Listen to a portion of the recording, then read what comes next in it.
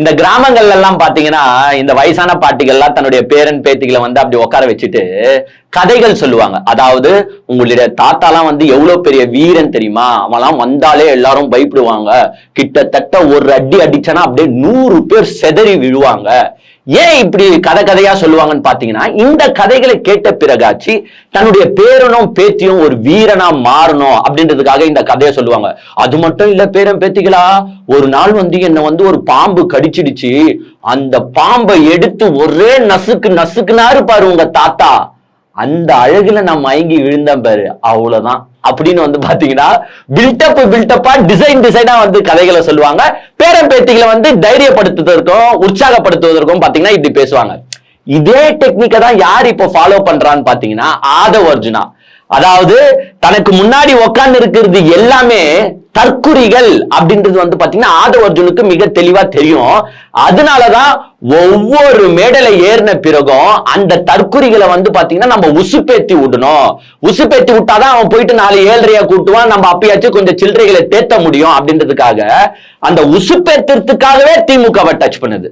அதாவது எந்த மேடைக்கு போனாலும் அவங்க கட்சியை பத்தியோ அவங்க கட்சியின் கொள்கைகளை பத்தியோ எதுனா பேசுவாரானா அவங்க கட்சியில யாருமே பேசுறது கிடையாது.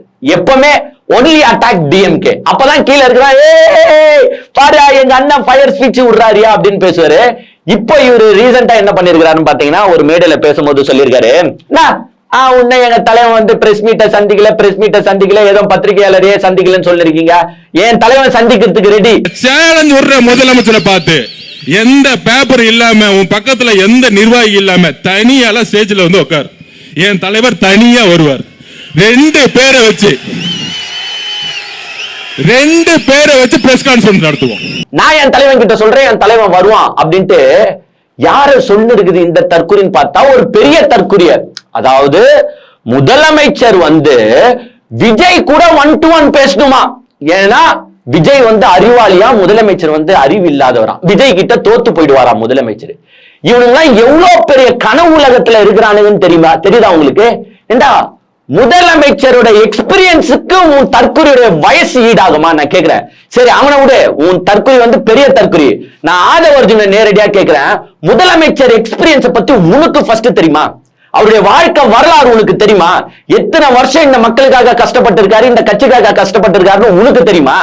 அவருடைய சின்ன வயசுல கோபாலபுரம் இளைஞரணி திமுக ஸ்டார்ட் பண்ணவரு, 1973 பொதுக்குழு உறுப்பினர், 76 எமர்ஜென்சில தூக்கி உள்ள போட்டாங்க, 80 இளைஞரணி திமுக மாறுது, 82 இளைஞரணி திமுக அமைப்பாளர் போஸ்டிங் தராங்க, 89 ஃபர்ஸ்ட் டைம் எம்எல்ஏ ஆகிறாரு, 96 எம்எல்ஏ, அது மட்டும் இல்லாம மேயராக மாறாரு, 2001 எம்எல்ஏ, 2003 கழகத்துறை பொதுச் செயலாளர், 2006 எம்எல்ஏ, ஊராட்சித்துறை அமைச்சர் போஸ்டிங் தராங்க, 2008 கழக பொருளாளர், 2009 துணை முதல்வர், 2011 எம்எல்ஏ, 2016 நமக்கு நாமே சுற்றுப்பயணத்தை மேற்கொண்டு ஜஸ்ட் 1% ஓட் டிஃபரன்ஸ்ல ஆட்சி எழுந்து மாபெரும் எதிர்கட்சி தலைவரா உருவெடுத்தாரு.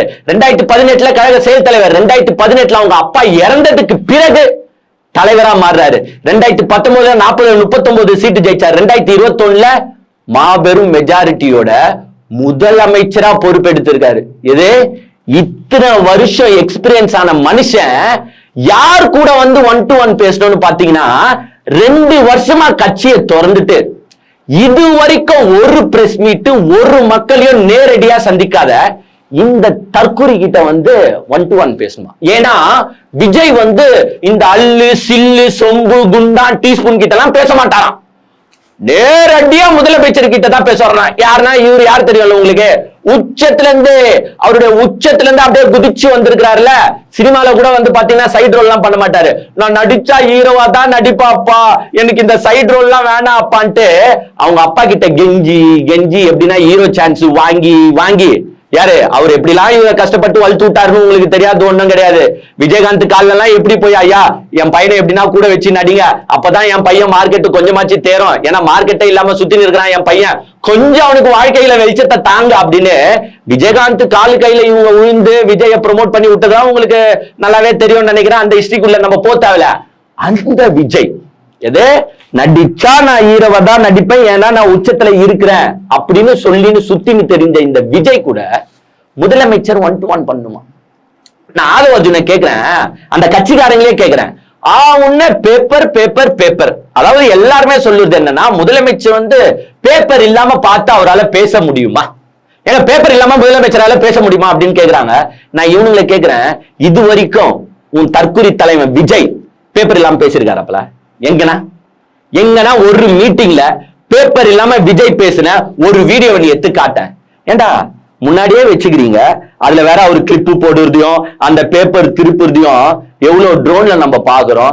அதோ அப்படியே பேசினே இருப்பாப்ல, ஸ்டக் ஆகி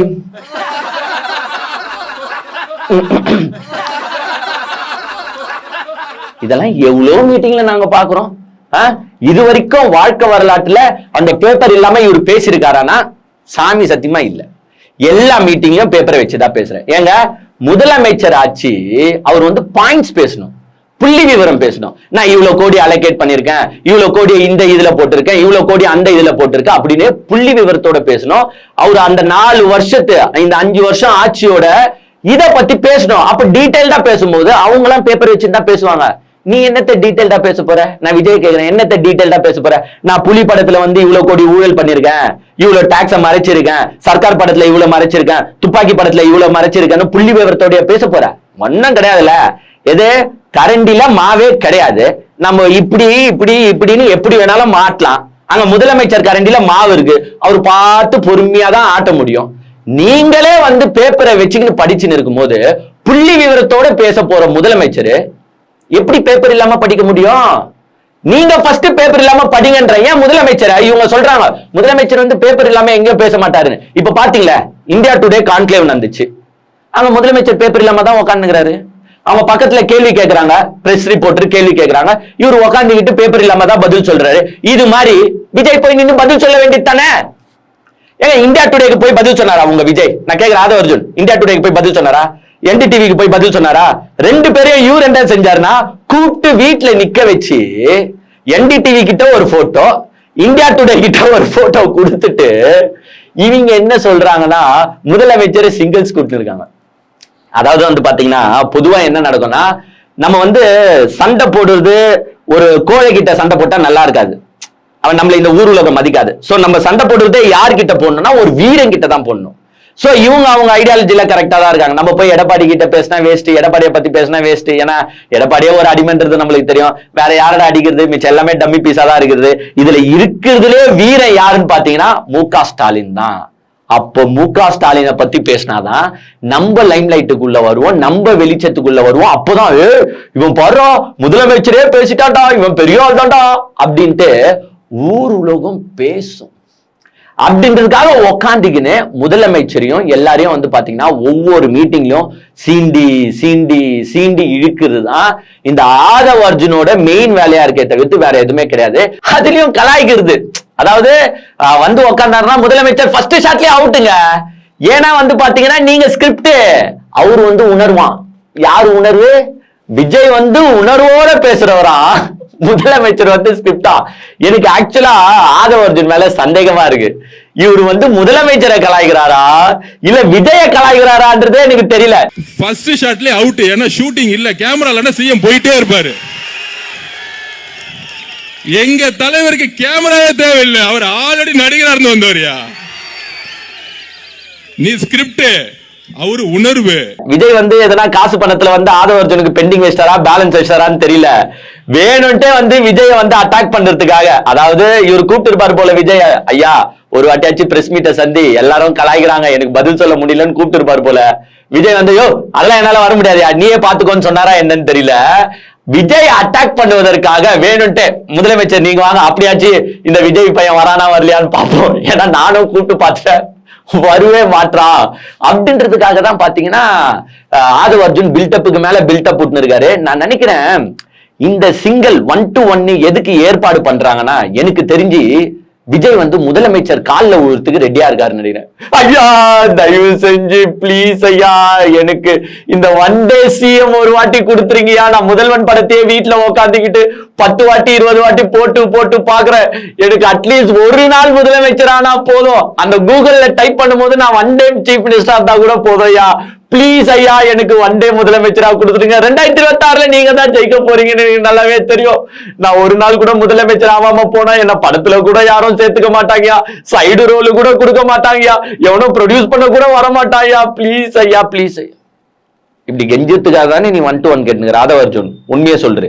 ஏன்னா உன் தலைவன் பேச மாட்டான் அப்படின்றது நம்மளுக்கு நல்லாவே தெரியும். காலில் வேணா விழுவாரு, ஏன்னா நம்ம பார்க்காதாங்க.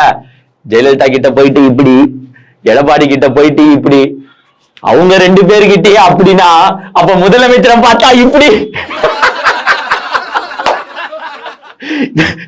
காலில் உழுறதுக்காகவே நான் நினைக்கிறேன் ஆதவர்ஜுன் பாத்தீங்கன்னா 1 to 1 வந்து கேட்டு இருக்காரு. சோ இப்படிதான் வந்து பாத்தீங்கன்னா ஸ்ட்ரைட்டா இவங்களுக்கு வந்து வேலையே என்னன்னா சிஎம் அட்டாக் பண்ணுவாங்க. அதுக்காக தானே டெல்லியில போய் வாங்கிட்டு வந்தாங்க. இல்லைன்னா கரூர் தூக்கி கீக்கி உள்ள போட்டுருன்னு மிரட்டினாங்களா என்னமோ தெரியல. சோ உக்காந்துக்கிட்டு எல்லாரையும் கலாச்சின்னு இருக்குது. ஆனா இன்டர்ன் அங்கிருந்து எதனா ரெஸ்பான்ஸ் வருதானா? எங்க ஒருத்தரும் இவங்களை மதிக்கிறது இல்ல, யாருமே இவங்களை மதிக்கிறது இல்ல. ஆனா இவங்க வந்து மேடைக்கு மேடை ஏறி திமுக திமுக திமுக முதலமைச்சர் முதலமைச்சர்னு கத்தின்னு இருக்காங்க. இப்போ இது மக்களுக்கும் புரிஞ்சு போச்சு. மக்களே இவங்க பேசுறத எப்படி பாக்குறாங்கன்னா, இவனுங்க என்னையா வேற எதுவுமே பேச மாட்டானுங்க, திமுக திட்டு இருப்பாங்க, முதலமைச்சரை திட்டு இருப்பாங்க, அவர் என்னதான் நல்லது பண்ணாலும் இவனுக்கு திட்டின்னு தான் இருக்க போறாங்க அப்படின்னு மக்களே வெறுத்து போயிட்டாங்க. இது இவங்களோட வாடிக்கை ஆயிடுச்சு அப்படின்றது மக்களுக்கே தெரிஞ்சு போச்சு. அதனாலதான் இவனுங்க மீட்டிங் போடுற ஒரு ஸ்பாட்லயும் ஒருத்தனும் வருது இல்ல. இவங்க இப்ப கூட்டம் நடத்துறாங்கல்ல, எங்க விஜய் வர கூட்டத்தை தவிர்த்து மத்த இடத்துல எல்லாம் பொதுக்கூட்டம் இவங்க நடத்திட்டு இருக்காங்க. அந்த ஒரு பொதுக்கூட்டத்திலயாச்சும் மக்கள் கூட்டம் இருக்கான்னு போய் பாருங்களேன். ஒரு இடத்துலயும் கூட்டத்தை காணுங்க. நிறைய வீடியோஸ் வந்து பாத்தீங்கன்னா Facebookல ட்ரெண்டிங் ஆயிட்டு இருக்கு. ஒன்னும் இல்ல, தாம்பரமா இருக்கட்டும், இல்ல செங்கோட்டையன் பார்ட்டிசிபேட் பண்ண மீட்டிங்கா இருக்கட்டும், தாம்பரத்துல லைலாமணி எங்க எவ்வளவு பெரிய பேச்சாளருங்க. விஜய் கட்சியோட பில்லரே வந்து பாத்தீங்கன்னா லைலாமணிங்க. அந்த லைலாமணி வந்து ஒரு ஆக்ரோஷ உரையை கொடுத்து கொண்டிருக்கிறார். ஆனால் அதை கேட்க ஆள் இல்லைங்க. முன்னாடி ஒரு 5 சேர்ல வந்து 5 பேர் உட்கார்ந்து இருக்கான். அவனும் நான் நினைக்கிறேன் சேர் போட வந்தவனும் பந்தல் போட வந்தவனும் நான் நினைக்கிறேன். அவன் 5 பேர் உட்காந்துக்கிறான். பின்னாடி வந்து பாத்தீங்கன்னா சேர் முழுக்க காலி. ஆனா லைலாமணியை நான் ரியலி அப்ரிசியேட் பண்றேங்க. 5 பேரை உட்காந்துட்டு இருந்தாலும் 50 நிமிஷம் வந்து மூச்சு தெறிக்க திமுகவை விலாசு விலாசு விலாசுன்னு விலாசினாரு. அவங்க விலாசதான் செய்வாங்க. ஏன்னா அவங்க வந்து அங்க இருக்கிற கூட்டத்துக்காக பேசுற கேரக்டர்ஸ் அது கிடையாது. அவங்க யாருக்காக பேசுறாங்கன்னா ரீல்ஸ். அவன் வந்து என்ன செய்வானா, டேய் அண்ணன் பேசுற ஃபயரா கையை ஆட்டி பேசுறா, நீ வந்து அண்ணனுக்காக ஒரு ரீல்ஸ் எடுத்துரு சரியா அப்படின்ட்டு இந்த ரீல்ஸை கட் பண்ணி போடுறதுக்காக வந்து பாத்தீங்கன்னா இந்த லைலாமணி, இந்த ராஜ்மோகன் இவங்க எல்லாம் பேசிட்டு இருக்காங்க. ஆள் முன்னாடி காலியா இருந்தாலுமே அவங்க பேசிட்டு இருப்பாங்க. ஆனா பாவம் இந்த புஷி ஆனந்துங்க, எங்க ஒரு கட்சியோட பொதுச் செயலாளருங்க, எங்க செங்கோட்டையன் இருக்காருங்க. செங்கோட்டையன்லாம் கட்சியில சேர்ந்த பிறகு ஏர்போர்ட்ல எவ்வளவு பெரிய வரவேற்பு கொடுத்தாங்க, உங்களுக்கு ஞாபகம் இருக்கா இல்லையா? அந்த வரவேற்புக்கு அப்புறமா செங்கோட்டையன் என்ன தெரியுமா பேசினாரு? இவ்வளவு பெரிய இளைஞர் படை வந்ததை கண்டு நான் மகிழ்ச்சி அடைகிறேன். மத்த கட்சிகள் எல்லாம் வந்து பாத்தீங்கன்னா ஆட்களை கூட்டம்னா காசு தரணும், ஆனா இங்க வந்து பாத்தீங்கன்னா அந்த இளைஞர் படை அப்படியே ரொம்ப வழியுதுங்க. அவ்வளவு பேர் வராங்க, அதுவும் என்ன பார்க்கறதுக்கு அவ்வளவு பேர் வராங்க அப்படின்னு வந்து பாத்தீங்கன்னா ஷாக்கா கொடுத்தாரு. இன்னைக்கு வந்து ஒரு பொதுக்கூட்டத்துல 2 பேரும் இருக்காங்க. யாரு? புஷி ஆனந்தும் இருக்காங்க, செங்கோட்டையனும் இருக்காரு. ஏன் முக்கியதுங்க அந்த மீட்டிங்கும்? தலைவர் முதல்ல ஒரு மாவட்ட செயலாளருக்கு தோற்றத்தை கூட பார்க்காமல் உழைத்தவர்களுக்கு கொடுத்த ஒரே தலைவர் நம்ம தலைவர் தளபதி தான். நாளை ஆட்சி மாற்றத்திற்கு இந்த கூட்டம் தான். நான் பார்க்கிற போது இங்கே குறைவான கூட்டம் இருக்குமா என்று நான் எண்ணி வந்தேன். ஆனால் வெற்றி விழா கூட்டத்தை போல இங்கே கூட்டம் கூடியிருக்கிற காட்சியை நான் காணுகிற போது உங்களை வெல்வதற்கு எந்த சக்தியாலும் இனி தமிழகத்திலே முடியாது என்ற வரலாற்றை நீங்கள் படைக்கப் போகிறீர்கள். ஆனால் மாற்றுக் கட்சியை பார்க்கின்ற போது 1 மணி நேரம் கூட கண்ணுக்கு எத்தனை வரைக்கும் எதிரியே இல்லைன்னு சொல்லியிருப்பாங்க. ஆனா கண்ணுக்கு எத்தனை வரைக்கும் கூட்டமே இல்லைங்க. சேர் காலியா இருக்கு. அதே மாதிரி வந்து பாத்தீங்கன்னா முன்னாடி 10 பேர் தான் இருக்கிறான். யார் பேசுறாருன்னு பாத்தீங்கன்னா புஷி ஆனந்த் பேசுறாரு, செங்கோட்டையன் பேசுறாரு. ஆனா அந்த கட்சியில போனா வந்து நம்மளுக்கு வந்து ஒரு மன தைரியம் வந்துடும் நினைக்கிறாங்க. ஏன்னா சாமி சத்தியமா சொல்றேன், நான்லாம் இன்கேஸ் ஒரு மேடையில பேச வாய்ப்பு கொடுத்துட்டு என் முன்னாடி எல்லாம் வந்து கூட்டமே இல்லாம ஒரு 5 பேர் தான் சேரை போட்டு உக்காந்துக்கிறாங்கன்னா எனக்கு பேச வந்த பாயிண்ட்ஸே மறந்து போயிடும், பேசுறதுக்கான ஒரு ஆர்வமும் வராது. ஏன்னா நம்மளுக்கு அந்த ஆர்வம் எப்போ வரும்னா முன்னாடி வந்து ஒரு கிரௌடு கதம்ப இருக்கு, ஒரு நிறைய பேர் உக்காந்து இருக்கிறாங்கன்னா தான் அந்த பேசுற ஆர்வம் வரும். ஆனா இந்த கட்சிக்கு போனா அந்த ஆர்வம் ஆட்டோமேட்டிக்கா வந்துடும் போல. ஏன்னா பழகிடும். போற கூட்டம் எல்லாம் காலியா தானே இருக்குது. நம்ம எத்தனை பேருக்கு குக்கர் தரோம்? 100 பேருக்கு குக்கர் தரோம், 100 பேர் வந்து உட்கார போறான். 100 பேருக்கு வந்து அலாரம் கிளாக் தரோம், கிளாக்குக்காக வந்து உட்கார போறான். 100 பேருக்கு புடவை தரோம், அந்த புடவைக்காக வந்து உட்காருவான். அவங்களும் எப்ப வந்து உட்கார்றாங்கன்னா இவங்க எப்ப மீட்டிங் முடிப்பாங்கன்னு அவங்களுக்கு நல்லாவே தெரியும். சோ மீட்டிங் எப்போ முடியுதோ அந்த டைம்ல வந்து கரெக்டா ஆட்கள் வந்துருவாங்க போல. மத்த டைம்ல எல்லாம் அங்க ஆட்களே இல்ல. இன்கேஸ் இவனுங்க நம்ம கலாய்க்கிறோம்ட்டு டோக்கனை தராம விட்டா சுத்தமா ஆள் இல்ல. வெறும் கட்சி நிர்வாகி இருக்கிறான், அந்த சேர் போடுறவன் பந்தல் போடுறவன் இவன் தான் உட்காந்து மீட்டிங்க பார்த்துக்கிறான். இவனுங்க யார கலாய்க்கிறான்னு பார்த்தா திமுக. இவங்க தான் என்ன சொல்லுறான்னு பாத்தீங்கன்னா, ஒவ்வொரு வீட்லயும் ஒவ்வொரு விஜய் இருக்கான், ஒவ்வொரு விஜய் இருக்காங்க. யாரு இவங்க சொல்லுது. ஆனா அவங்க வீட்டு ஓட்டை இவங்களுக்கு இருக்குதானா? கண்டிப்பா இருக்காது. விஜய் வீட்டுல இருக்கிற ஓட்டு ஃபர்ஸ்ட் விஜய்க்கு விழுமா? அவங்க வைஃபுக்கும் பசங்களுக்கும் ஓட்டு இருக்குதான்னு எனக்கு தெரியல. அவங்க அப்பா அம்மா எந்த நேரத்துல எப்படி மாறுவாங்கன்னு எனக்கு தெரியாது. ஏன்னா விஜய் வந்து இப்ப கம்ப்ளீட்டா அவங்களே அவாய்ட் பண்றாரு போல. சோ அவங்க ஓட்டு விழுமான்னு தெரியல. ஏன்னா ஆதவ அர்ஜுன் வீட்டுல இருக்கிற ஓட்டு அவருக்கு விழுமா? விஜய விட்டுருங்க, ஆதவ அர்ஜுனுக்கு வருவோம். ஆதவ அர்ஜுன் வீட்டுல இருக்கிற ஓட்டு யாருக்கு விழும்? மச்சான் வேற கட்சி, வைஃப் ஓட்டு போடுவாங்களான்னு தெரியாது, மாமியாரும் வேற கட்சி. மாமியார் எங்க போய் சேர்ந்தாங்கன்னு பாத்தீங்கன்னா எடப்பாடி கூட போய் ஏடிஎம்கேல சேர்த்தாங்க. அவங்க அங்க சீட்டு வாங்கி எம்எல்ஏ ஆகிறதுக்கு கூட வாய்ப்பு இருக்கு. ஆனா ஆதவ அர்ஜுன் எம்எல்ஏ ஆவாரனா? கண்டிப்பா ஆக மாட்டாரு. சோ ஆதவ அர்ஜுன் வீட்டுல கூட விஜய்க்கு ஓட்டு இல்லைங்க. அந்த கட்சியில இருக்கிற பாதி பேர் ஃபேமிலி ஓட்டே பாத்தீங்கன்னா அந்த கட்சிக்கு கிடையாது. ஆனா இவங்க தான் உட்காந்துக்கிட்டு என்ன சொல்றாங்கன்னு பாத்தீங்கன்னா, ஒவ்வொரு வீட்லயும் வந்து விஜய்க்கு ஓட்டு இருக்கு, குறைஞ்சபட்சம் ஒரு 2 ஓட்டாச்சு இருக்குன்னு வாய் புருடா விட்டுன்னு சுத்தி இருக்கானுங்க. ஆனா அந்த கட்சியில இருக்கிற யார் வீட்லயும் வந்து பாத்தீங்கன்னா விஜய்க்கு ஓட்டு விழுமானா விழாது. ஏன் ஆதவ அர்ஜுன் மரிய வில்சன் எடுத்துக்கோங்களேன். மரிய வில்சன் வீட்டுல மரிய வில்சனுக்கு ஓட்டு போடுவாங்களா? பாவி, மரிய வில்சன் வீட்டுல தான் யாருமே இல்லையங்க. அவரும் ஒரு டிவோர்ஸ் ஆனவர், சொந்த வாழ்க்கைக்குள்ள போக கூடாது, நம்ம விடுங்க. மரிய வில்சன் வீட்டுல இருந்தும் ஓட்டு விடாது. எந்த கூட இருக்கிறது எல்லாமே வந்து பாத்தீங்கன்னா இப்படிதான். மரிய வில்சனும் ஒரு 7.5, ஆதவ அர்ஜுனும் ஒரு 7.5, புஷி ஆனந்தும் ஒரு 7.5, ராஜ்மோகனும் ஒரு 7.5. எதனா ஒரு நல்லவனுங்க இந்த கூட்டத்தை சுத்தி இருக்கிறாங்களான்னா சத்தியமா கிடையாது. இப்போ ஒண்ணும் இல்லைங்க, நம்ம நேத்து பேசியிருந்தோம் பாருங்க. இப்ப வில்சன் ஒண்ணு, நான் அந்த வில்சன் கதைக்குள்ள போறேன். இப்ப நம்ம நேத்தே நல்லா தெளிவா பேசியிருந்தோம். குளச்சல் தொகுதியை வச்சு, அதாவது இந்த சத்யபாமா வர்சஸ் ஜேபிஆர்னு வந்து பாத்தீங்கன்னா ஒரு போட்டி நிலவுது. இதுல வந்து பாத்தீங்கன்னா புஷி ஆனந்த் வந்து நல்லா பணத்தை பாக்குறாரு. புஷி ஆனந்த் யாரை ப்ரொமோட் பண்றாருன்னு பாத்தீங்கன்னா மரிய வில்சனை தான் அங்க ப்ரொமோட் பண்ணிருக்காரு அப்படின்னு நம்ம தெளிவா சொல்லியிருந்தோம். ஃபர்ஸ்ட் டைம் ஆடியன்ஸ்க்காக நான் கொஞ்சம் டீடைல்டாவே போயிடுறேன். அதாவது ஜேபிஆருக்கு வந்து பாத்தீங்கன்னா 4 பெண்கள். அந்த 4 பெண்ல வந்து பாத்தீங்கன்னா ஃபர்ஸ்ட் 2 பேர் வந்து அரசியலுக்குள்ள வரல. அவங்கள ஒருத்தர் வந்து பாத்தீங்கன்னா பனிமலர் காலேஜ் ரன் பண்றாங்க, இன்னொருத்தவங்க வந்து பாத்தீங்கன்னா ஜோசப் காலேஜ் ரன் பண்ணிருக்காங்க. சோ அவங்க 2 பேரை விட்டுருவோம் நம்ம. இன்னொரு 2 பேர் யாருன்னு பாத்தீங்கன்னா ரெஜினான்னு ஒருத்தங்க, அப்புறமா மரிய ஜீனான்னு ஒருத்தங்க. இந்த ரெஜினா தான் யாருன்னு பாத்தீங்கன்னா ஜேபிஆர் காலேஜஸ் ரன் பண்றவங்க. இந்த மரிய ஜீனா யாருன்னு பாத்தீங்கன்னா இவங்க வந்து சத்யபாமா யூனிவர்சிட்டிஸ் ரன் பண்றவங்க. இப்ப இவங்க 2 பேருமே, இந்த லாஸ்ட் 2 பேருமே வந்து பாத்தீங்கன்னா ட்வின்ஸ். இந்த 2 ட்வின்ஸ் என்ன பண்றாங்கன்னு பாத்தீங்கன்னா மரிய வில்சன், மரிய ஜான்சன் அப்படின்னு அண்ணன் தம்பிங்க இருக்காங்க. இவங்க 2 பேருமே ட்வின்ஸ். சோ இந்த 2 ட்வின்ஸை கல்யாணம் பண்ணிக்கிறாங்க. இதுல ஒரு ட்வின், இந்த ரெஜினா தான் யாரை கல்யாணம் பண்ணிருக்காங்கன்னு பாத்தீங்கன்னா மரிய வில்சனை கல்யாணம் பண்ணிருக்காங்க. இந்த மரிய வில்சனுக்கு வந்து ரெஜினாக்கும் 2010லயே டிவோர்ஸ் ஆயிடுச்சு. அவங்க ரெஜினா வந்து தனியா போயிட்டாங்க. அப்புறமா மரிய வில்சன் பாத்தீங்கன்னா இந்த ஜேபிஆர் காலேஜஸ் ரன் பண்ணிட்டு இருக்காரு. சரியா, இது அப்படியே ஓரமா வைப்போம். இந்த மரிய வில்சன் டிவிக்கேல ஜாயின் பண்ணிட்டாரு, அது உங்களுக்கு நல்லாவே தெரியும். இப்போ இந்த சத்யபாமாவை ரன் பண்ணிருக்கிறது யாரு? மரிய ஜீனா ஜான்சன். அவங்க வந்து என்ன பண்றாங்கன்னா விஜய் கட்சியில தான் இருக்காங்க. அவங்க பொண்ணோட கல்யாணத்துக்கு எல்லாம் வந்து பாத்தீங்கன்னா விஜய் வந்திருப்பாரு. அதே மாதிரி அவங்க கல்ச்சரல்ஸ் எல்லாம் வந்து நம்ம போட்டு பேசியிருந்தோம். ஃபுல்லா விஜய் ப்ரொமோஷன் தான். அதாவது ஸ்டூடெண்ட்டுக்கு வந்து விசில கொடுத்து டிஸ்ட்ரிபியூஷன் பண்ணதுல இருந்து அந்த கல்ச்சரல்ஸ்ல வந்து பாத்தீங்கன்னா ஃபுல் பாட்டே வந்து விஜய் பாட்டு தான். ஃபுல்லா விஜய் தான் ப்ரொமோட் பண்ணாங்க. எப்படின்னா நம்ம வந்து ஒரு சீட்டு வாங்கிடணும் விஜய் கட்சியில அப்படின்றதுக்காக சத்யபாமா ஓனர் மரிய ஜீனா வந்து இறங்கி வேலையை செஞ்சுட்டு இருக்காங்க. அவங்க எந்த இடத்துல சீட்டு கேட்கறாங்கன்னு பாத்தீங்கன்னா குளச்சல் தொகுதி, அதாவது கன்னியாகுமரி மாவட்டத்துல வந்து பாத்தீங்கன்னா குளச்சல் தொகுதி இருக்கு.